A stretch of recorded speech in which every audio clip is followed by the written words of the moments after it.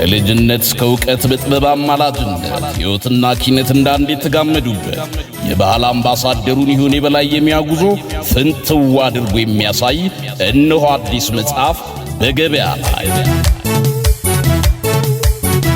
ፍኖተ ጥበብ ተጨልፈውና ተዝቀው በማያልቁ ቁም ነገሮች የደረጀና በአዝናኝ ገጠመኞች የተኳለ የቀድሞ ትላንቱ የዛሬ እስኪመስልን የሕይወትን ውጣ ውረድ በምናባችን እየከሰተና እየሳለ ከገጠሪቱ ኢትዮጵያ እስከ ምድር አሜሪካ የዘለቀን ሕያው የጥበብ ጉዞ የሚተርክ የአገር ቤት ወዝና ለዛውን ሳይለቅ በቃለ ውበቱ ጥንቅቅ ያለ በአቀራረቡም የሚማርክ ከመሆኑም በላይ በየገጹ ጉድ አስብሎ በየምዕራፉም የሚያስደምም ዳጎስ ያለ ግለ ታሪክ ነው።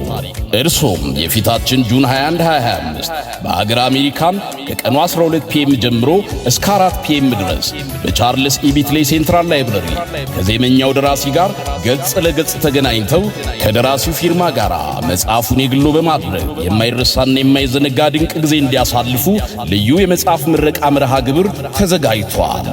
በዝግጅቱ አድራሻ 5005 ዱክ ስትሪት አሌክሳንድሪያ ቨርጂኒያ። የዕለት ሁለት በሰዓቱ በአካል ብቅ ይበሉና ከፍኖተ ጥበብ አዝናኝ ቁም ነገርን በገፍ እያፈሱ ከዜማ ግብዣ ጋር ዘና ፈታ እያሉ ደስታ እንዲዋዋሱ በባህል አምባሳደሩ ይሁን የበላይ በአክብሮት ተጋብዘዋል።